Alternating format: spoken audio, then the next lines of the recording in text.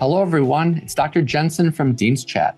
If you're on the fence as to whether you want to join the American Podiatric Medical Association, jump on in. It's a new APMA. Whether it's advocacy concerns, scope of practice, billing and coding, consider membership at the APMA as your professional insurance. Hello, everyone. Welcome back to Dean's Chat, where we discuss all things podiatric medicine.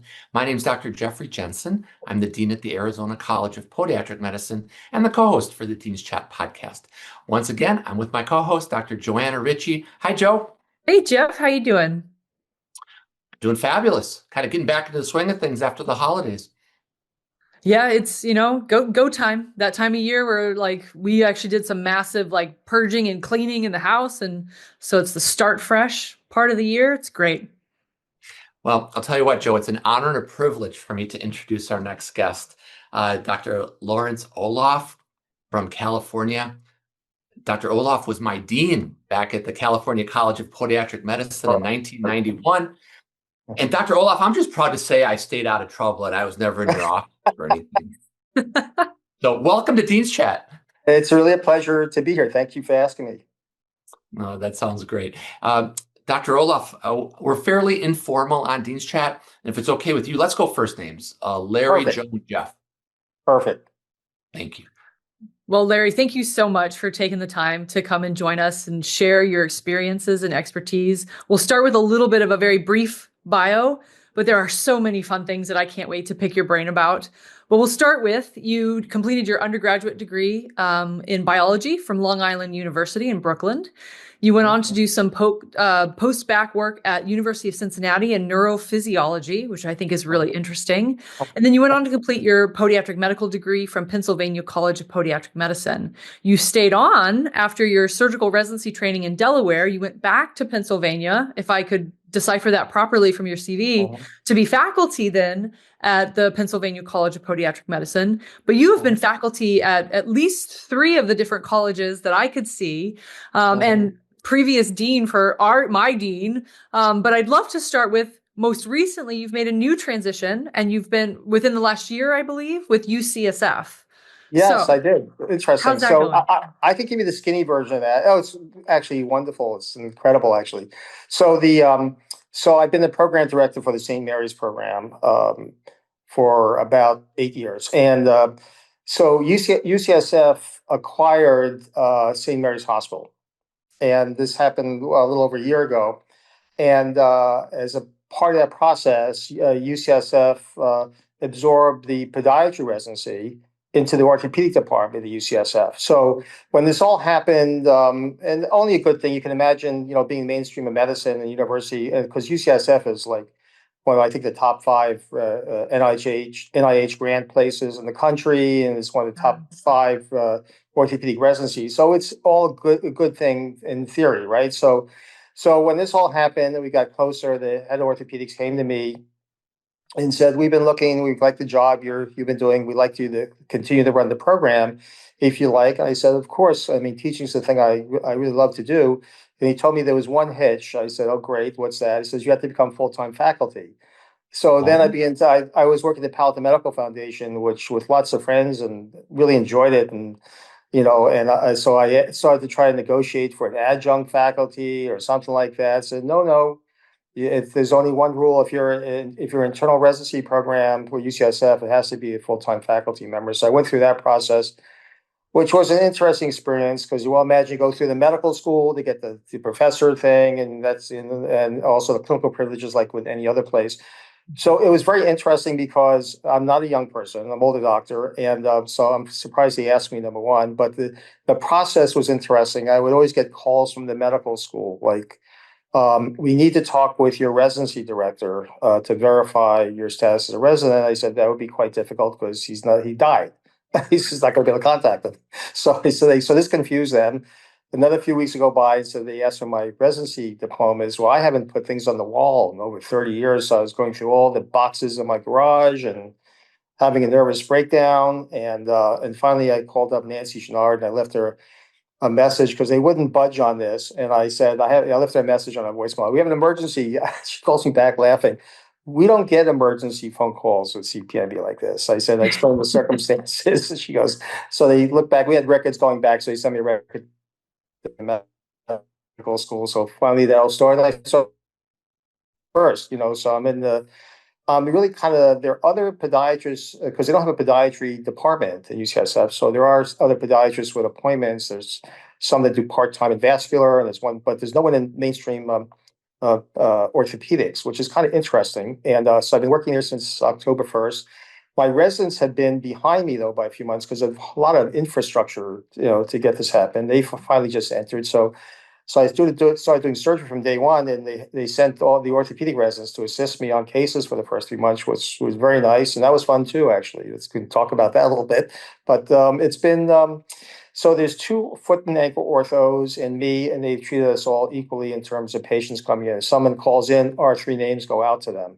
So I don't think I did foot surgery until the 3rd month, I think. Everything was ankles before that, and they've been very collegial, and the research aspects we could talk about a little bit too, which is quite amazing. So I'm very happy. It's a good ending. That kind of re-energized me, for practice. It's been good. I think it's a really beautiful capstone on your career, because again, we'll get through it, but I have to scroll through my page of all my notes that I've taken. I'd love to get your take on what you think the biggest changes have been over the last maybe 10 years or so. Oh, podiatry. My podiatry was a different world. Jeff, you may have experienced a little bit of this or something, but the transformation, what really irks me, sometimes you see there's a lot of podiatry posts and the things about how you should change the degree and podiatry, and all this other stuff. I find it irritating because I grew up in a much different world. This world is determined by how well a job you do. Okay, the book is open. You can write the pages, and so it's incredible transformation. And you'll see there's people in medical schools, large podiatry groups. Palatal Medical Foundation I was at is very large. One of the guys, Nick Todd's on the board of directors and stuff there. It's not the same world anymore. It's different. It's good. Yeah, so much opportunity. Jeff, your thoughts? There's so much opportunity. It's incredible, actually. Yeah. So Larry, just to give you a little time frame for me, when I came out of residency, I went to Kern. I came out in 1993. It was the generation just before me that knocked down all the doors at the hospital. It's incredible. Got on staff. And so for me, I just applied and I asked for privileges, and I was granted them. So I was after you and your colleagues in that generation knocked the doors down to get into hospital. Yeah, it's quite incredible. I remember, we go through a little history, but my first job out of residency was I work with Alan Jacobs. I'm sure you probably questioned him because he's probably one of the smartest person in podiatry. And there was I think we did 2 episodes with Alan. Yeah. Oh, yeah, Alan's incredible. So we were partners for 5 or 6 years. So, I don't know if that showed up or not. But he was my mentor, and I was a second-year resident in Philadelphia, and they brought the second-year residents back into the surgery clinic. And so I started working with Alan. We got along great. I mean, Alan's quite incredible. And I was ready to, like a puppy dog, follow him anywhere. And the VA opened up, and we took VA jobs in Washington. And I'll tell you what, I was the first podiatry. Now, the Washington, D.C. VA is like the flagship VA hospital. So it's a major teaching institution of Georgetown, George Washington, Howard University. Big deal, okay? I go in there. If I did excisional matrixectomy, I had 2 orthopedists assigned to watch me, okay? And I used to scrub like I was doing heart surgery, okay? And one of them was criticizing me, and he was taking pot shots at me. The other guy was kind of quiet. And I said, "This is ridiculous," And I remember, so what I did, I started to ask him anatomy questions. I said, "Oh, you're a foot expert, and this and that." And after a while, the nurses would be laughing because they knew I was playing with him a little bit. And he eventually got so embarrassed he didn't show up anymore. And the other guy goes up afterwards. He says, "You don't have to get rid of me too. I'm a friend." So that door opened up, but then we went to St. Louis after that. It was Alan went ahead of me. He says, "You need to come. This is a very frustrating atmosphere." But I really didn't want to. I didn't want to leave yet. I felt like I was shorting my experience there. And I did start a residency there, before I left. And I'll tell you one more story and I'll stop talking about this, but so I remember Peter Kenmore was the head of orthopedics and he was very friendly. He actually eventually became chief orthopedics at George Washington. We became friends. He was at my wedding actually. There were two people had to sign off. One was the chief of surgery. I won't mention his name, but he was an old school, general surgeon. I thought he hated podiatry, but he could have hated everybody. It's possible, And I remember, so I talked to Peter about this. I said I have to get him to sign off on the residency paper. Okay, so he says, Peter, he was German accent. He goes, "Let me help with you with this because he's a little, George is a little temperamental." I said, "Okay." So we go to the grand rounds. All the students come out, and the fellows come out, and Peter goes, "You stay here." He goes in. I hear the door close. Next thing I hear is screaming. I'm pretty sure there's furniture flying because a lot of crashing noises. Okay. The door opens up. I'm like this, like wide-eyed, and he stares at me. He has the paper he's supposed to sign in his hand. He turns around, he throws it into the face of the chief orthopedics. Okay. Well, I'm like a gas. I can't even speak. And he walks away, Peter bends down, picks up the paper. He walks up to me and he goes, "George is a little excited right now. I think we'll talk to him another time." I mean, that's what it was like opening doors. Wow. You know, I mean, Wow. just I could tell 1,000 war stories. But listen, that was good. I remember when I first came to California, I got set up by the podiatrist because they wanted to do Achilles tendon lengthenings and they weren't allowed in the hospital. And I came armed with all the paperwork, all my case I'd done. I went in, and the orthopedist is sitting there, and he's deciding, well, you guys shouldn't do this. And so I'm listening to this, and they're sitting there, and I'm sure it was their loaded gun. I got set up a little bit. I came in. Let me get this straight. I don't understand this. Don't you determine privileges based on training, competency, and experience? I mean, isn't these the things that everybody does in the hospital?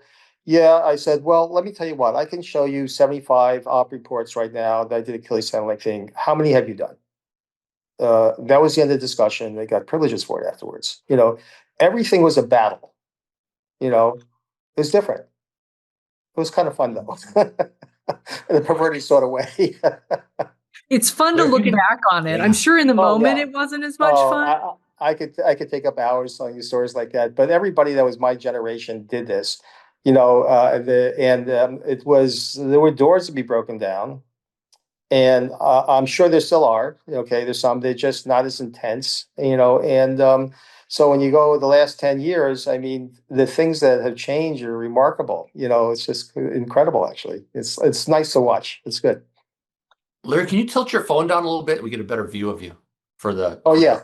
Oh, video. it's There slipping you down. go. Yeah, yeah, that's perfect. Let me do that. Okay. Joe, do you mind if I do a little more history stuff? Because No, this I love it. is Yeah. amazing. So Yeah. that wasn't your only battle, Larry. I mean, you got your Achilles tendon privileges. You moved to California. I mean, this is coming full circle for me because Alan Jacobs, we've interviewed him, and it highlights how small the profession is. It's Oh, incredible. no, we have a very small profession. Yeah. What Alan instilled in me, because you know him from his thing, he gave me a high target to reach. Okay. And to try to strive for excellence always. I mean, we were the worst, horrible residency directors for the program there because we tortured people. We went through McGlamory's book from start to finish. We went through the biomechanics with roots, start to finish. That was our book club. That's just not to mention the journal club. Okay. I mean, we had so much academics and we were very prolific in those years. We published a lot of articles, it was good. Like that's on we got the name recognition, I think, back then, but it was all fun. But the problem is with that, and eventually we separated and we came to California. But it was a very hard when you work at that level, the work-life balance is very, very hard. I mean, you are, 150% podiatry you know, and I just had a young family and this and that, so I needed to have a different venue or this, that, but that I owe a lot to him. Those were great years for me. He helped make me what I am. I have to be forever indebted for that. Did that lay the foundation for your academic career? And can you share Yes. with you what led you into the CCPM experience. I don't know what else to call it, but Well, this is kind of a story, also a lesson to be learned. I actually had someone who was I went to school with a year ahead of me. Every year he would call me up and say, "Hey, enough of the academics. Come and practice. You know, do better money wise, a more relaxed lifestyle. Blah blah blah." And he was in California, Southern California, and so this is a lesson to be learned. So I knew this person for many many years. Okay. And I had two young babies at the time and sold my house. Alan took over the practice. And I took this job without on a handshake. Okay, in Southern California. in Southern California. Okay, because I knew the person. Is a lesson to be learned by that. As well as you know someone, business, you need to have something in writing. Okay. 2 weeks before I got there, we went there and visited with the babies. Beautiful area. And the 2 weeks before I got there, he wanted to change the arrangement of the salary because he started to get nervous about it. And as soon as he did that, I said, "Deal's off." You know, I said, this arrangement we have is built on trust, and you just violated that trust. And you're a nice guy, but I can't go and practice with you. You know, so and then at that point, like, what do you do? I have no job, nothing. And my wife and I look at us, let's go to San Francisco. My wife's very adventurous. She went there. So I get to San Francisco. I have no job, no nothing. I went up to Dick Lanham, who was at the college at the time, and I had at least a name. They offered me a job at that point. I taught 2 days a week, didn't put money on the table. I did a lot of gardening. It was kind of relaxing in a way. I did like nothing, and then I had to wake up and go, I have bills to pay, and then so I went to the office. My sister's a podiatrist, and I joined her and her partner. I was the token guy in a practice of three. And and it was fun. I mean, I really enjoyed that, and then I get a call from Dick Lanham on a weekend. I don't know why. And he says, "What, can I come over and meet with you?" And he said he wanted to become the dean. He wanted someone outside. And I said, "I have no experience with that." And like, how many people are like deans and before, and then you just kind of fell into it. So he said, "You'll be fine." And that was interesting. I've had so many interesting jobs. That was definitely fun too. And you know all about that, Jeff. You could have thrown into the deep end a little bit because you immediately became the chair at AACPM also.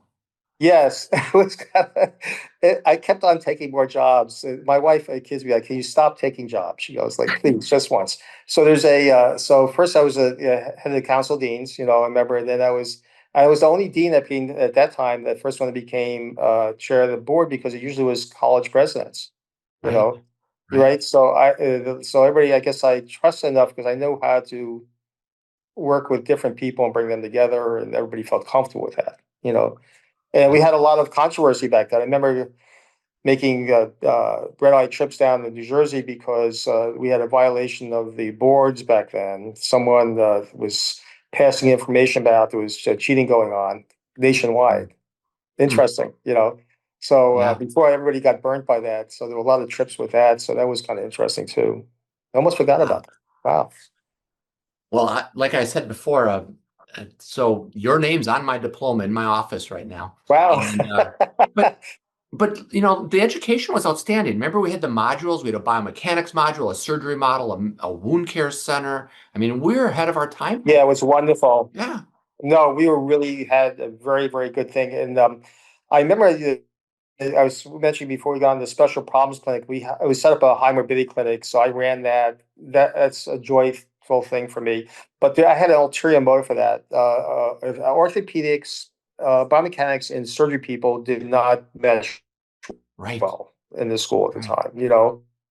And I brought that back in, and all of a sudden, everybody was working together. You can't do surgery without biomechanics, and everybody was contributing. And it was like, I think it did kind of break down some of those barriers that had formed over years.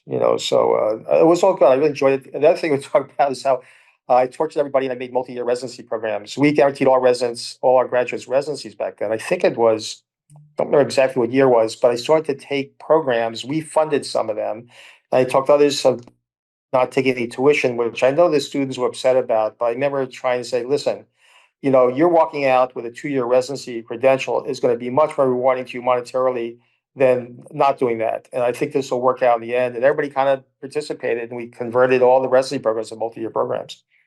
I remember that. And also, as part of that, some of my buddies got a master's degree as part of that Yes. field. Is that Yep. right? Yes, we had a master's degree. It was really, everything was kind of humming back then. The money Right. was always tight, it's tight with schools, but very tuition dependent, there's not a lot of, as much donations you need from private sectors or grants and stuff. Podiatry has difficulty with that. And now we have, in my opinion, too many schools, another issue, And we can talk about so, that too. But yeah, there's a lot of stuff. Yeah, that's probably the biggest issue facing the profession right now is getting people to apply. And I'm sorry, I'm getting off the grid here a little bit, but I remember Irma Walker. You probably remember her. She was the dean of student affairs. Remember? And we used to go to, podiatry is like an unknown commodity for some reason, and healthcare advisors and everything, and that still exists today. It's amazing. This still goes on. And I remember what we did. We would go do a road show. We'd go down to Southern California. We spent money we didn't have. We had a big fancy event at the Ritz-Carlton, invited all the healthcare advisors from all the neighboring colleges. They all came in, thought we were this wonderful, successful institution. Look what they just did. They put on this big meeting here. This money must be some profession. And, we got back multiple in returns from the students that we got from that. You have to go out and grab them. You have to make yourself known. That's still today, actually. It's interesting, Yeah. Yeah. I'll touch on that in a sec, because we're doing that, Larry. We'd have this feet on the street program where all the colleges are going out to the colleges in their geographical area and literally putting on a road show and connecting them with a local podiatrist to do the shadowing experience. All of that's interesting. But before I talk about that, I want to just share with you, when I was a student, the first patient I ever worked up was with Jeff Page. Oh, wow. Yeah, was Jeff's in the clinic. Yeah. And then Jeff became the dean here in Arizona and basically recruited me here. So it's a circle there. Oh, wow. Yeah. I think Jeff's the only guy my wife would have left me for him, I think. She was in love with Jeff Page. He's awesome. Yeah, we still see him. He comes to graduations, and Chris comes with. And they're great. Walk up, give him a hug, and tell him it's from me. He's a great guy. Really wonderful. I will do that for sure. And Joe, he was your dean. He was your dean. Wow. Yeah. Yeah. I deserted him. That was my next job. I went to Stanford after that. Which there was it was really hard. I had an offer from Stanford to start a foot program there, foot and ankle clinic, and it was hard to turn that down too. So Stanford podiatry was in the dermatology department. All of a sudden, it became under orthopedics, and so I got approached about that. I actually I've had so many dream jobs. It's been so lucky. I just there's just all this thing kind of fell on my plate. And at the same time, that was like halftime. And then I also got offered a job at a sports orthopedic group called SOAR, which is very famous because it took care of the 49ers and stuff like that. And and that was an interesting conversation. Also, I remember going to that. So that was a big bridge also. There weren't a lot of podiatrists and orthopedic groups at that time. So this was 1992. I remember Tom Changman called me up because he went to an orthopedic group. How's that working out for you? And we had a long discussion about it. He says, it's wonderful. Just do it. And so I remember when I met with the two principals there, and we went out. I was a little nervous. I hadn't realized I actually talked to the group. A pharmaceutical company sponsored me to give a lecture to them once. I said, they want to listen to me? Really? This was a very high power group. Okay. And there's I remember I went out to the guy, and he goes, do you have any worries about taking a podiatrist in? And the guy goes, no, not really. I'm a little nervous. I monitored podiatrists doing ankle surgery, and sometimes I'm not overly excited about what I see. I said, fair enough. I said, you feel like you have to do that? I go, well, I get a lot of referrals from podiatrists for ankle surgeries. I hate to give that up. I said, I'll tell you what, how about if you come in and watch me? If you don't think I know what I'm doing, I won't do it. He goes, well, that's pretty fair. He came in, the first case, he stood with me 10 minutes, and he left. He said, do what you want. And that was the end. And that was the end of that. Okay.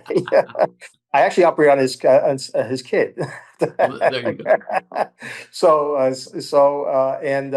And I also I said I'm a little worried how you might respond to peer pressure, from all the other orthopedics community. He says, well, I'm not worried about that. I'm more worried about what you might hear about us. We were laughing about it. And I was there for 27 years, okay, with them. And I actually was their managing partner. Interesting.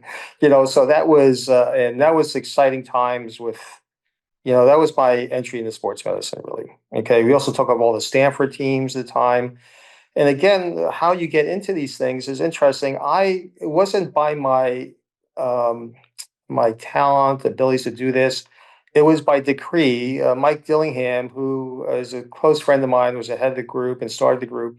He would send a thing out in the Stanford newsletter. We now have podiatrists, Larry Oloff. He's in charge of all the Stanford teams, just like that. Like great. And there was no proving; it was just by decree. But again, you can get all these jobs, but you need to prove that your net worth over time. Otherwise, you lose them. Okay, and so that was fun. And I had a great time. I realized how little I knew because sports medicine. I just dived into that. Sorry, is something that's not from a textbook. This is on the job training. Okay, and when you take sports medicine at that high level, uh, amazing. And I remember the first time you're bringing back all types of memories talking to you guys. I could go on for 3 days. So I went to the 49er in Santa Clara, their facility, the first time I went there. And the head trainer was a guy named Lindsey McLean. And I'm a little nervous, just kind of not familiar with these surroundings. I walk in, and I won't mention the player that was there because he was a Pro Bowler and he's in the Hall of Fame now. He's a high level guy, interesting, and I operated him also. But there was he grabs me and he says, "Hey, we got the new foot doctor here. Let's see what he has to say." So I walk in. He had a midfoot sprain, Liz Frank, and I threw all my book learning out. Oh well, this is could be dangerous, and we should, may have to repair it. We have to, we'll get the MRIs. Oh, here's the MRI. I looked at it. Oh, it looks like the ligament's torn. And he's like, I'm talking. He's going like this. Uh-huh.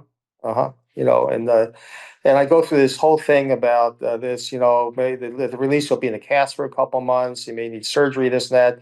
Okay, he goes, okay, doc, thanks a lot. He'll be back on the playing field in 3 weeks. And he was back on the playing field in 3 weeks.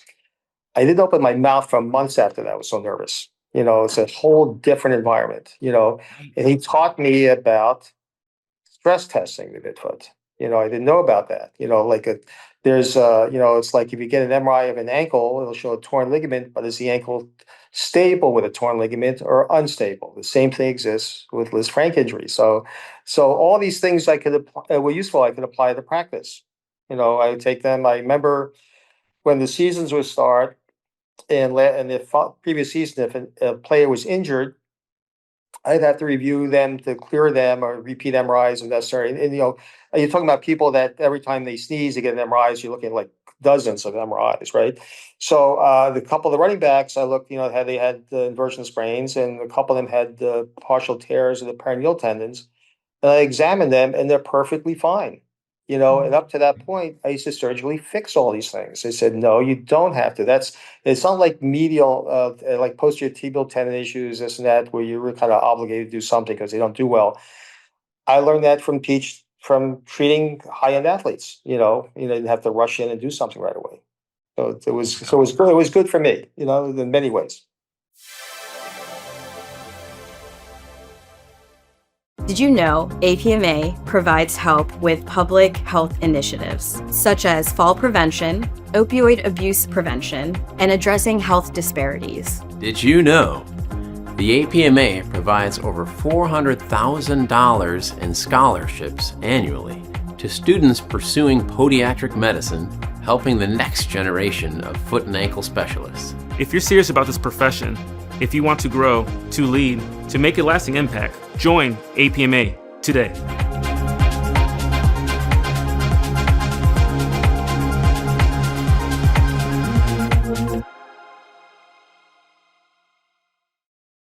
Oh, I'd like to dive into that more, Joe. But, Joe, I feel like I've been dominating the conversation here. Dive in. Oh man, so the sports med is definitely an area that I just want to listen to you talk, Larry. So by all means, like you take it and run. What I'd like to highlight a couple things though. So in the realm of sports medicine, you've been a team podiatrist, San Jose Ballet, the U.S. Decathlon team, the team podiatrist for the San Francisco 49ers, as you had mentioned, San Francisco Giants, to which you are still the team podiatrist, Golden State Warriors, Santa Clara University varsity athletics, Stanford University varsity athletics. So you have a remarkable background and expertise at this phase of your career. Yeah. And I like what you had said about the learning on the spot. Yeah. And something that came to mind, there's a lot of emotional intelligence on your part of reading that room. How did you start to bridge those gaps then between areas that you felt competent in, like, this is what I know, and then the areas where you're like, I recognize there's a space here I don't know, and I need to figure out how to get there to merge these two. What did that look like? No, it's a great question. Let me take it for a little bit from a tangential perspective. There's when you come into these environments that you're not used to, they are a little bit intimidating. You realize when you start to listen more because you don't have as much knowledge in this environment as you think you do. Okay. So you're entering the room as a student or a resident. Okay. And what you evolve into is a team player, because these are very group settings. The people I work with, I trust them a lot. I think they trust me. I have trainers I work with for many years. Okay. And we just discuss things, we put them on the table and we discuss things from all different angles, and I think that you have to respect it. I've seen doctors come into these environments, they pull I'm the doctor type thing, I've seen trainers throw them off the team, because that's not what they want. They want a team player. They want someone, I've seen trainers educate and mature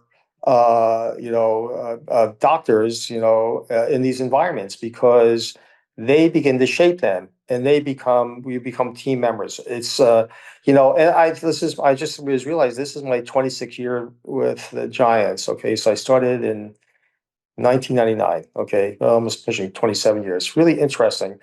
So, and how these things happen. Well, the thing is, the guy who was, the conditioning coach for the Giants at that point, was owned a bunch of Health South. He was the most incredible physical therapist, and we had worked together very well. This guy was brilliant, and he became that. He mentioned my name to them. The guy who was the trainer was a guy named Mark Latant, who was with the Yankees for a while and everything. And again, it was kind of an interesting, trip to begin the journey to get into that also, because each sport is different. It's interesting. And you cultivate that.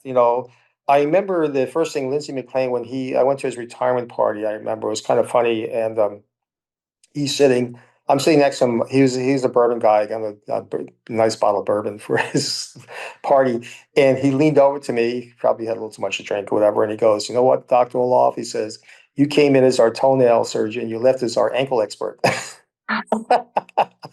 And we were both like laughing about it, So when you get into these things, they, especially in those eras, like you're talking about a long time ago, podiatry was not common. We have podiatrists, a lot of sports today, even that's another interesting topic. Do they come in, are they just the orthotic person, or are they whole package, right?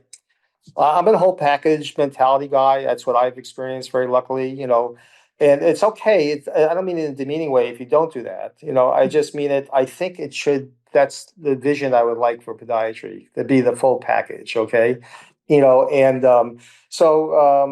not so much. And sometimes I'll give you an example. I did the Warriors for a year and I gave it up actually because I didn't like it, and can you imagine that? Who would do that, right? In their right mind. And but when I got in there, they just want to do orthotics, and I'm the whole package guy. It's not enough to me to interest me just so I can have a title. You know what I mean?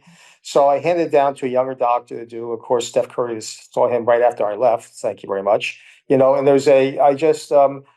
It just wasn't for me. It wasn't for me. I didn't have the time or energy to cultivate that. Again, these are experiences you have to cultivate over time. So you have to kind of pick that. But it's you got to become a team player. I've seen many doctors throwing off teams. It's amazing. The guy who's usually the guy at health services is going to be a very well high-end trainer or physical therapist, and they will not condone working with someone who can't be a member of the group and doesn't throw the doctor title around. Doesn't work. That makes sense. Yeah. You hear And stories about the doctors interfacing with the professional athletes, and then you're also practically interfacing with their agents at the same time. I mean, do you experience that? Oh, well, that's an interesting thing. Like I've taken, when I go back, I mean, I shouldn't, some people know that, I fixed an ankle injury on a very famous baseball player. I won't get it, I don't want to mention that, but you could, it's in the news, but it was okay. And I remember, there are in sports, there are gurus, that you go to, orthopedic gurus. Like Anderson was the guru for foot and ankle, this and that, but he's actually just given that up, which is, I heard, which is interesting. And I remember when I did that surgery, he was supposed to go to Anderson. Remember, I did his surgery, and the Giants were renting a jet, to take him, but he was so uncomfortable, his ankle kept like slipping, dislocating. He was so uncomfortable, he had to do it there. I got called in. They want you to fix it. I said, okay. So take a deep breath, and then went through what I suggested. And I told him there's two ways to fix it. If you get lucky one way, you'll return to full baseball in your position. And if it has to be done another way, worry that won't be the positional player you are right now. And I remember I chose the operating team. I didn't want a media, circus, because everybody knew what's going on with this. And so I picked the anesthesiologist. I never did this before. In the operating team, we did them at a off time. And I called everybody up. If this leaks out in the newspaper, you will be off the case. I'm going to fire you for this. It's not me that's not my persona. Okay. But I just didn't want anything else to worry about. So like I do the surgery, I come home, they turn the Giants game, and they announce my name and the other doctors on the case. He had successful surgery today because of the game. I go, how was it successful? He just did it. It's like, so there's that but I can tell you flip stories also. And everything went fine. I mean, it went great. It's a big high, it's like, it makes your head swell. But the problem with this stuff, there's not enough malpractice in the world to cover you for this stuff. Okay. Staff is getting paid $30 million a year, and you get claimed the person that interfered with that. And I've defended cases with doctors, with professional athletes, and it's really appalling. And I heard rumors of one doctor orthopedist committed suicide because of the money stuff. He was ruined financially. I mean, the stuff is, the good news is most of the time trainers will drag them out to gurus, to be, and I can tell you all the names of who you go for this and for that. This is the person you go for these, and it's kind of well known who these people are. But you need, people oftentimes gravitate to university stuff to have the umbrella to work on these people. So UCSF is now the institution sponsoring the Giants. Okay. Whereas with PAMFs, I didn't have a deep worry about that. It permeates your brain if you start to have to think about that. It's hard enough to even worry about who you're working on. Like I remember when the night before that surgery on that big player, I really couldn't focus because even I think all of us do. So we have a big case the next day, even if it's not some famous person, your mind begins to run through the case, right? And then you're running through it. That if this goes wrong, I'm going to do this. If this wrong, I'm going to do that. You start to do that, and when you have someone like that, you take it to an extreme, and so I remember going out with my wife and one of my daughters, and they said I didn't talk the entire time. As a dinner, I didn't talk. I didn't sleep well. I was so happy when it was over. So there's a stress associated with that, Yes. and but I'm glad I was able to do that. I operate a lot of professional athletes through the years, and would I do it again right now? I don't know. I have to think about that. Like I do still operate on a lot of college athletes. Like I still take care of Santa Clara. I operate like 4 or 5 of them last year with ankle injuries. And, so I still do that, and they make me nervous too, it's like, so it's just, so you just have to, you have to have your brain accept the complexity of the situation if you want to do that kind of work. Right. It's interesting, Larry, because when I was the dean in Miami, I was there before I came to Arizona. Oh, so you have dean experience. Like, so you were different than me. You were destined for your job. I don't know about that, but here I am, right? So the reason I bring that up is that Jim Lucido was the doc for the Miami Heat, which opened up tons of avenues for him in the local collegiate realm and all of that. And I used to go to games with him, and we'd sit in that area right behind the players and all that. But it was interesting because he said the NBA was different than in the college, and you alluded to that also. Just a different animal. Yeah, it's different. Everybody thinks, hey, that's great. It's interesting. Does it give you a banner of legitimacy? Maybe, I don't know. I remember one of the 49ers I was treating for a midfoot sprain that was not a surgical situation. And those take a long time to get better. I mean, it just, especially for cutting sports and stuff.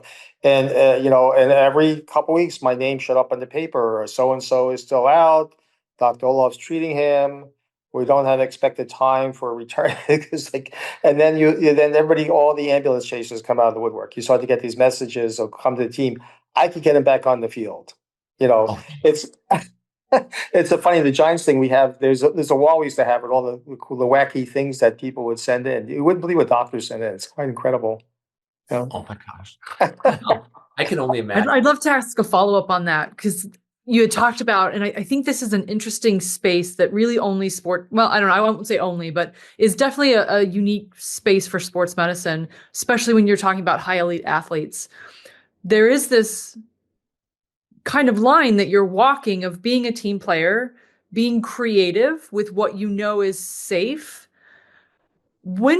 How do you address those areas when maybe what the trainers are wanting to push for isn't necessarily safe? How did you navigate some of that? Yeah, it is kind of, you have to use your best judgment and don't let your ego get in control. The one thing for being medicine for me, I find medicine to be a very humbling experience. I feel humbled every day I go to work.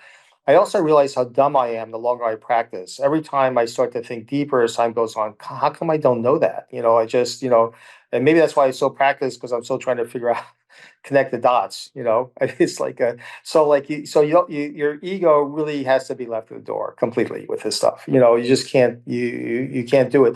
I remember cases where,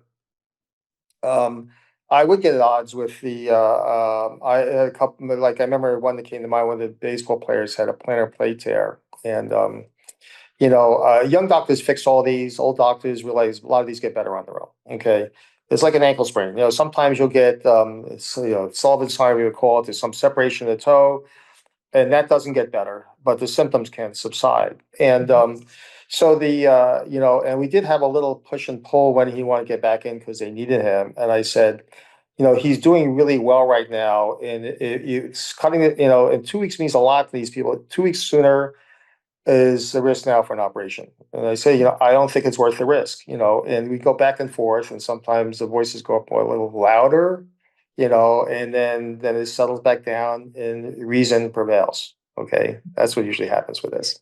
That makes sense. And I could see that as you've built rapport with these people over time too, that you trust your opinion and your experience, even though they might be trying to push you a little bit. But when you really push back, again, that good teamwork is, all right, I'll listen to what you have to say. So I can appreciate, again, like that give and take. And then in those moments of really knowing, no, this is when I'm going to stand firm. And these are the moments of like, all right, well, let's try this, taping or this orthotic or this thing to see if we can support them. And to your point, see how it goes. Right. You've also published a ton, Dr. Oloff, in terms of evidence-based medicine. Do you find now, especially at this phase where we have better evidence talking about return to play, does that help support you, or is it still very individual? I think it's still in its infancy a little bit. I mean, it's funny. I had a paper I wanted to present at the ACFS meeting. We just finished a research project. So the one thing that's nice with UCSF, the orthopedic department is huge. They have their own research people, the epidemiologists, the statisticians, all right there. So before I got there, and I was working on a project, I started getting introduced to people, and I got introduced to the research people. I said, "Can you guys help me with a project? I got something amazing, and something that would take me a year." I had one grant in within 2 months. Okay, I had the other one kind of written up, and because I wanted to do a presentation at ACFS thing because we finished another project, and I think it's interesting. But the problem is sometimes the basis for surgery, everything is too emphasized in the technical aspect of surgery. I always tell the residents, it's not the technical stuff. It's knowing what to do, what's right and wrong, and when not to do surgery. Okay, and I still make that mistake. About operating something. Maybe I shouldn't do this. And because surgery is a chess game. If you go too far, you can't go back. You're stuck. There's some things you can't fix. So you always have to know, if I do this, what's the next step in case that doesn't work. I mean, you have to think like that a little bit, and so it's kind of hard. So the research project we finished, we did, do you know what a Clowie device is? It's like a thing that measures first rate range of motion. There's been a lot of so it measures. So it's right. It measures sagittal plane motion. I'm giving away our research project. Nobody who watches can steal this, okay? Because we just finished it. But we had one of the guys, an ex-fellow of mine, converted the device to be able to measure transverse plane motion as well as sagittal motion. We found it, and we looked at mild, medium, and severe bunions. I thought the ACS would gobble this up because we found it but they didn't accept it for a presentation, which is fine, but we're still going to publish it. But we found that in the more severe bunions, transverse plane motion actually decreased. Okay. Interesting, right? So, speculate what that's about, but, when we try to decide with lapless procedures, the hook test, still unstable further back, because it's a big decision to do an intercuneiform fusion because the failure rate is very high on those. Okay. So what's happening is more severe bunions, the motion, the first met cuneiform joint goes so far and then the motion goes further back. Okay. And if we can measure that, we'll know which patients we should do intercuneiform fusions on. So I think it's a big jump, but it's about finding information that guides us into surgical selection. It's not a TAR, everything about TARs and MIS, right? That's all those are the buzzwords. Okay. And podiatry is not a great research profession. That's, if I had to put one thing we lack in, is that, because we can't even fill up our whole surgical journal article. You see, there's a lot of foreign orthopedists contributing to a bulk of that material. I think that's too bad.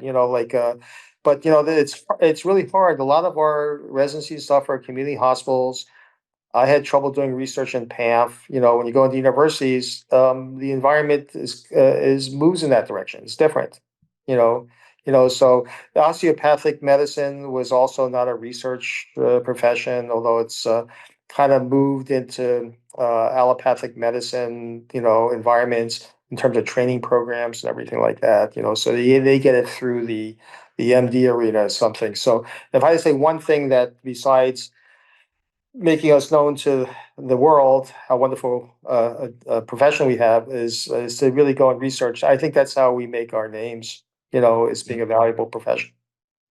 What's interesting about that, Larry?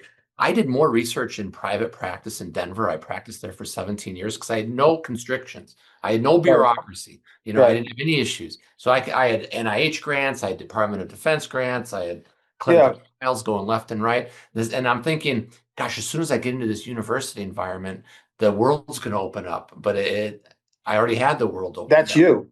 That makes you unique. You realize that. Yeah. You're unique. Not everybody's like you like that. There's it's just, we need more of that. I do think we're moving in that direction. I do think that is the case. I think we'll be fully there when we are equal par with our allopathic colleagues and doing the same type of stuff. Can I cut in one more time? I think, Joe, you hit it on the head earlier when you said we might need to do a part 2 episode. Yeah. Larry, I got all these questions I haven't asked you yet. Oh, that's okay. I'm all yours. Can we could we reschedule another part Yeah. 2? Oh, Dr. absolutely. Oloff? I'm sorry if I talk too much. I just No, this is wonderful. It's the best. I don't want to okay. slow you down, but I want to continue Yeah. it on because I want to talk about education, residency Yeah. training, more of the latest Yeah. in sports med. Joe, you probably have a list too. Yeah. No, I'm happy to do another session with you guys. This is fun. I think your stuff. I'm sorry I wasn't familiar with it until this came up, and because I know I've looked at it a couple of times because you had some of my ex-fellows from PAMF, Yeah. right? Yeah, and they're one, Uh-huh. those Yeah, two, Chandler those Ligas. Chandler was on. Ligas. Yes, yeah, yeah, brilliant. Really nice. So I actually listened to them. I said, "This is really cool. This should be required. Some of this stuff, if filtered the right way, should be required by students as part of their curriculum." Okay, they give, it could be used as recruitment tools. It could be used in all. I mean, it's really wonderful. I really admire you guys. It's good. This is wonderful. Really good.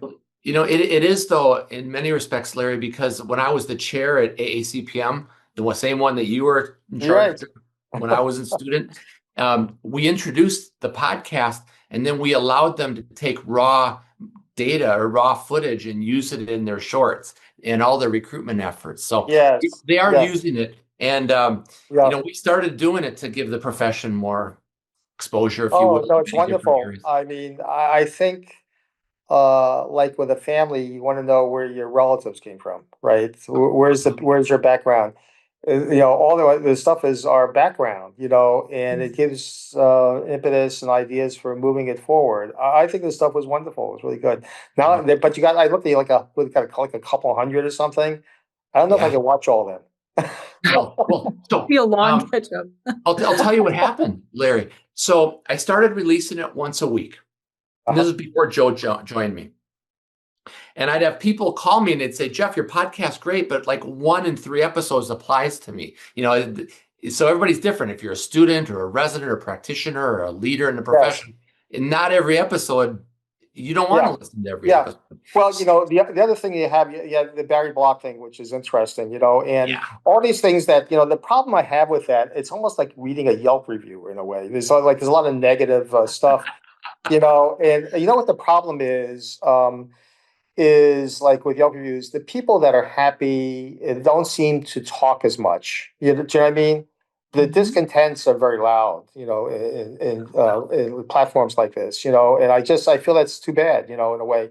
Every time I would write some response to something and I get like 100 emails, so I'm like, oh my God, okay, so kind of like I'm not sure I have time to do all this, but like there needs to be the naysayers. You need to have this balance out. We have a wonderful, wonderful profession that has moved so fast compared to other areas. I mean, it's incredible. I mean, I never thought in my lifetime I would see it. If you imagine I'd be in like a orthopedic department in one of the top medical schools in the country, how does that happen? It's funny. When I moved from, I wanted to be a researcher and professor. That's why I went to grad school. And I'll tell you how I got out of that. We have 2 minutes or something, or Yeah, let's yeah. do it. So it's funny. So my foot fetish comes from my family because my family had a family shoe store. My grandfather had it. It's in Williamsburg in Brooklyn. And in fact, the sign is still up there. It'll say "Shoes, Oloff shoes." It's like really cool, actually. It's because you can't take Oh, those I old didn't signs off. know.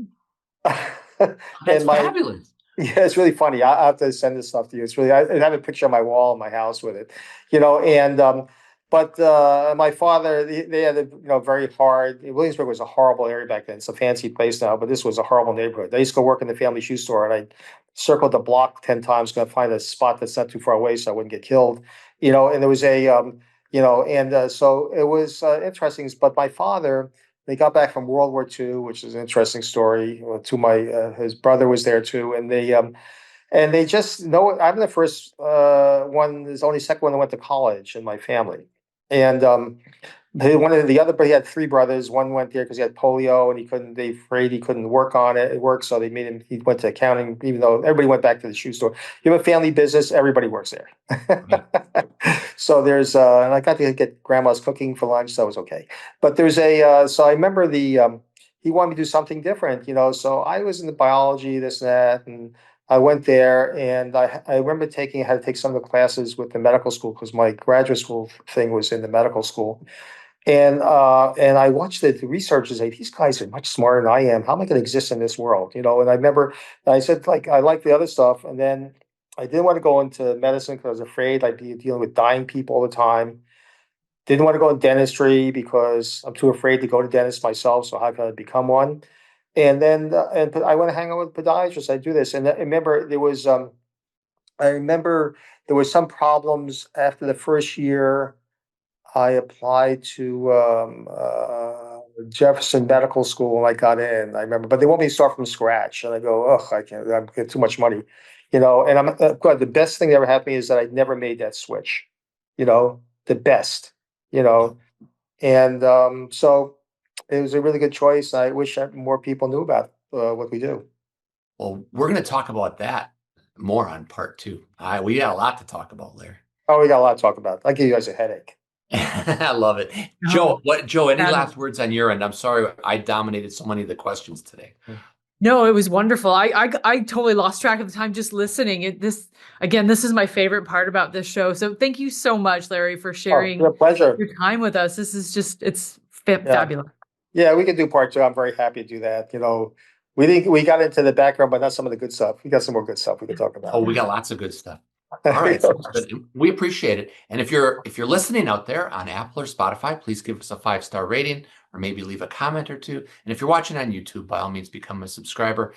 Joe and I will continue to bring leaders. We bring in future leaders and present leaders of podiatric medicine and surgery. Larry, thank you so much for joining us. It's a pleasure. Thank you again. It was perfect. It's really good. You're going to get a Dean's Chat cup. Oh, can't wait. Yeah, because I have a plain cup. Look, I need something better. Yeah, that needs to be spruced up a little bit. Jeff's a pleasure. Thank you. All right, sounds good. Cheers, everybody. Have a great week. Take care. All right, bye-bye now.